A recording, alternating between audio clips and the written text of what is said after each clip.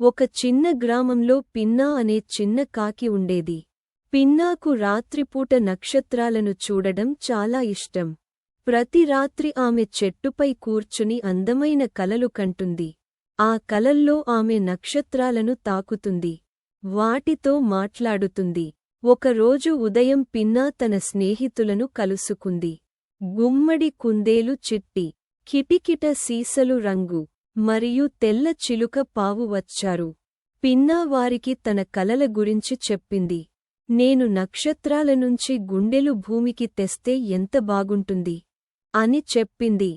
స్నేహితులు విన్నారు మరియు ఆశ్చర్యపోయారు.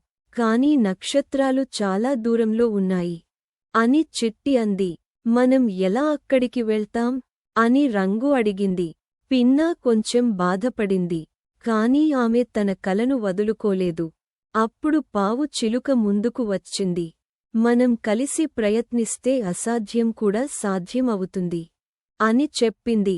మనం కలిసి పని చేద్దాం. రంగు ఎత్తుగా ఎగరగలదు. నేను దారి చూపగలను. స్నేహితులందరికీ ఉత్సాహం వచ్చింది. అంతా కలిసి పని చేయడం మొదలెట్టారు. చిట్టి నక్షత్ర ఆకారంలో ఉండే పువ్వులు తెచ్చింది. రంగు ఆకాశంలో ఎగురుతూ మేఘాల నుంచి వెండి చుక్కలు. మీకు ఈ కథ నచ్చిందా?